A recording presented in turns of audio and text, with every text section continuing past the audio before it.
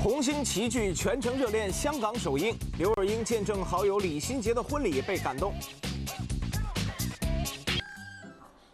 张学友、刘若英、谢霆锋、徐熙媛、徐若瑄、Bobo 组合、杨颖等一众中港台人气红星齐聚香港，出席全城热恋热辣辣首映，也是电影宣传以来阵容最齐全的一次。久违大荧幕的奶茶和学友在戏中饰演情侣，而其中一场脚底按摩的戏，让奶茶一展另类才华。非常专业的演员，然后我有一场是他要替我按脚的，我自己感觉很不好意思，把脚给人家按，然后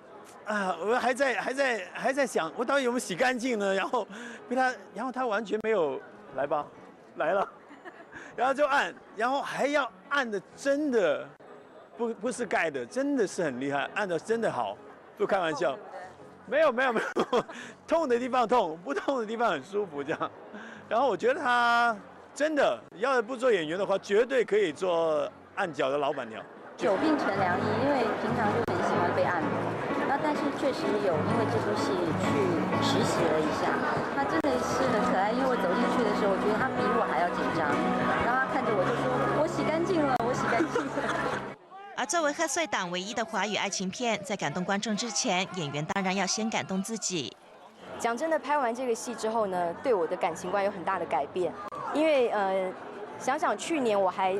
夸下海口说我要好好的工作，感情对我来讲不是很重要。可是拍完热辣辣之后，我突然觉得，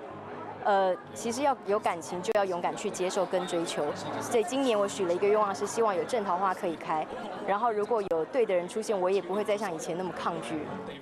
另外，奶茶早前赴马来西亚参加好友李心洁的婚礼后，深受感动，更在自己的部落格上留言表示，怕自己没机会接受祝福。他让我看完他的婚礼以后，就觉得很像这部电影一样，就是爱情是需要勇气，然后需要付出，然后就会有奇迹发生。我觉得心洁的婚礼是我参加过的一种浪漫世纪婚礼，但是我不能因为他结了婚我就有冲动，因为这个是要两个人的事，我一个人没办法。